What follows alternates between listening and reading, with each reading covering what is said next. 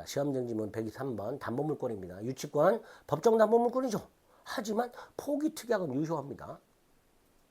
뭐 임대차 계약을 하면서 원상 복구 약정을 했거나 건물 임차인이 건물을 증축하되 증축한 부분을 임대인 소유로 귀속하기로 하는 약정을 했거나 이런 것들이 뭐였어요? 비용상환초권 포기 특약이면서 유치권 포기 특약으로서 유효했죠. 분할 가능한 토지 일부도 유치권이 인정될 수 있고요. 유치권의 불가부성, 불가부성이 뭐예요? 채권이 일부만 남아있다 하더라도 그 채권을 전부 변제받을 때까지 목적물 전체 담보물권의 효력이 미치는 성질을 불가부성이라 하죠. 당연히 그 불가부성은 목적이 분할 가능한 경우에도 인정되죠. 그래서 뭐가 있었어요? 다세대 주택 창호공사업자가 한 세대만을 점유했다 하더라도 전체 창호공사 비용을 피담보 채권으로 해서 유치권이 성립한다 그랬죠.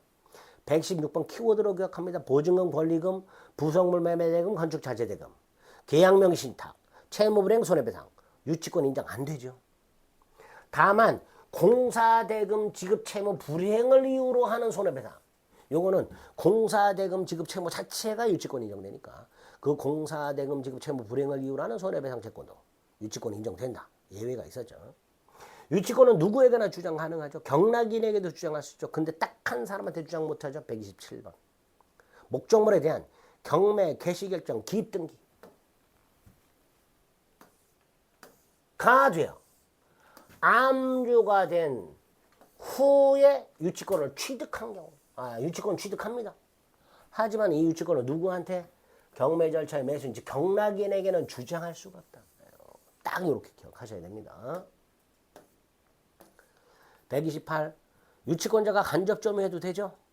제3자가 직접 점유하고 유치권자가 간접 점유, 유치권 인정됩니다. 그러나 채무자가 직접 점유하고 유치권자가 간접 점유, 이거는 안 된다 그랬습니다. 유치권 포기 특약할 수 있죠? 이때 유치권 포기 의사를 예컨대 을이라는 사람한테 했어. 병이 을에게. 근데 갑이 소유자야. 그 갑도 유치권 포기로 인한 유치권 소멸을 주장할 수 있는가? 있다. 유치권을 포기하게 되면 유치권을 소멸하기 때문에 그 유치권 소멸 효과는 누구에게나 미치는 거예요. 그러니까 유치권 포기 의사 표시한 유치권 소멸은 그 포기 의사를 표시한 상대방 뿐만 아니라 제3자도 주장할 수 있게 됩니다. 130번. 유치권자는 경락인에게 유치권 주장할 수 있지만 경락인에게 변제를 청구하지 못하죠. 반면에 경락인의 입장에서는 유치권자에게 사실상, 법적으로가 아니고요, 사실상 변제하지 않으면 인도를 청구할 수가 없다라는 문제가 있습니다. 그죠? 131번. 간이변제 충당에 의한 유치부동산의 소유권 취득은 법원의 간이변제 충당 결정에 의한 취득이기 때문에 등기 없이도 소유권이 이전된다. 132번. 유치권자는 채무자 승낙 없이는 유치물로 사용되어 담보 제공하지 못한다. 다만 보존에 필요한 사용은 그러하지 아니하다. 승낙 없이도 할 수 있다. 그 보존에 필요한 사용이죠. 주택 건축업자가 유치권에 기초해서 주택을 유치하면서 그 주택에 거주 사용하는 것, 보존에 필요한 사용이죠. 따라서 채무자 승낙 없이도 사용할 수 있으니 적법 사용이죠. 따라서 소유자는 불법행위 손해배상 책임을 청구할 수는 없고, 불법행위 손해배상 책임을 물을 수는 없고, 부당이득 반환 청구할 수 있다. 그죠? 채무자 승낙 없이 사용했으니까 과실은 수치 못한다. 따라서 그 사용이익은 부당이득으로 반환해라. 뭐 이런 의미죠. 133번. 유치권자가 점유를 침탈당했습니다. 유치물 반환 청구는 안 되고요. 점유물 반환 청구할 수 있고, 그 다음에 손해배상을 청구할 수 있는데, 이 손해배상은 점유권에 기초한 손해배상 청구가 있고 유치권 침해로 인한 손해배상 청구가 있을 수 있어요.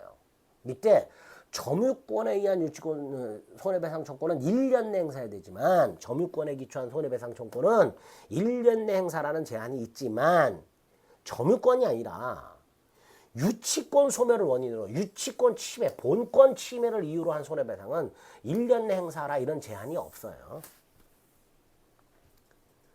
만약에 이 133번 지문이 점유권 침해로 인한 손해배상 청구권, 요거는 1년이 적용이 돼요. 점유권 침해로 인한 손해배상 청구권에는 1년 내 행사라 라는 제한이 있지만, 점유권이 아닌 본권, 유치권 침해로 인한 손해배상 청구권은 1년이라는 제한이 없습니다. 134. 여러 명의 채권자가 하나의 저당권을 채권액의 비율로 뭐 할 수 있죠? 준공유할 수 있죠. 135. 저당권자로 등기되는 자와 채권자는 동일인이어야 되죠.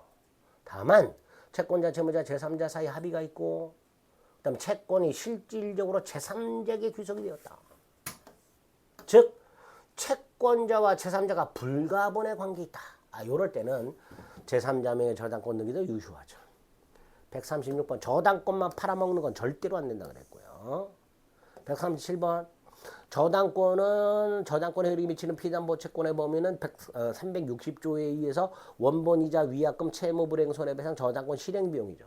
따라서 저당물의 보존비용이라든가 저당물 하자로 인한 손해배상 등은 피담보 채권의 범위에 속하지 않는다. 이렇게 되겠죠. 138번 저당권의 효력은 목적물의 과실에는 미치지 않죠. 다만 저당 목적물이 압류된 후 과실, 저당 목적물 압류 후 과실에는 저당권 효력이 미치는데 여기서 문제가 생겨서 그 목적물이 제3자에게 넘어갔어.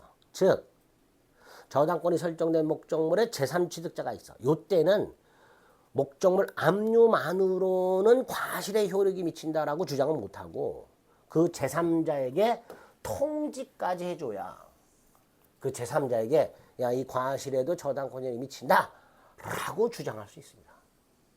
따라서 통지하지 않았다면 압류만 했다면 제3취득자에게는 대항하지 못한다. 이렇게 됩니다. 139번은 전세권에서 봤지요. 다시 한번 확인하시고요.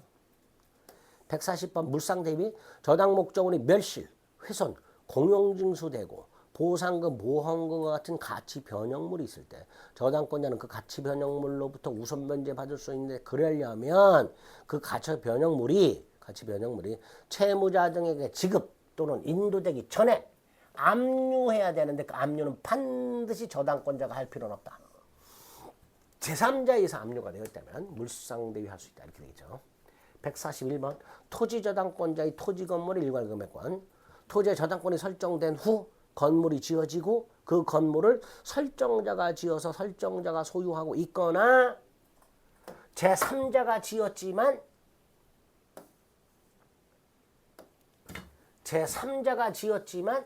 설정자가 소유하게 된 경우 이 경우에도 일괄경매할 수 있죠. 142번 땅과 건물을 함께 샀다.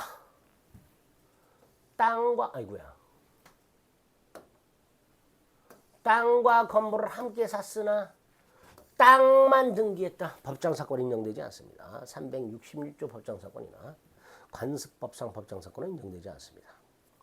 143. 저당부동산 제3취득자 즉 저당권이 설정되어 있는 부동산에 소유권, 지상권, 전세권을 취득한 자 변제권 있고 구상권 있죠. 그게 143. 그 다음 144. 저당부동산 제3취득자가 그 목적물에 지출하는 필요비 유익비를 법원으로부터 우선 상환 받을 수 있죠. 근데 유치권 행사 못하죠. 저당부동산 제3취득자의 필요비 유익비 상환 청구권은 경매 법원을 상대로 하는 상환 청구권을 말하는 것이지 채무자 등에게 행사할 수 있는 게 아니에요. 따라서 유치권은 행사 못한다. 근저당권 실행비용은 최고액에 포함되지 않죠.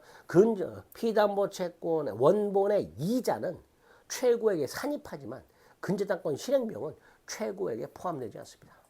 146번 근저당권자의 피담보 채권이 언제 확정되는가와 관해서 두 가지 꼭 기억해 드릴 게 있죠. 첫째, 근저당권자가 경매를 신청했다. 신청시 확정되죠.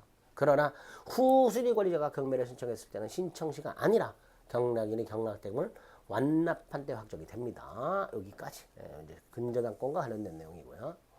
147번부터는 계약법 내용이네요. 시간을 좀 달리해서 체크해 보겠습니다.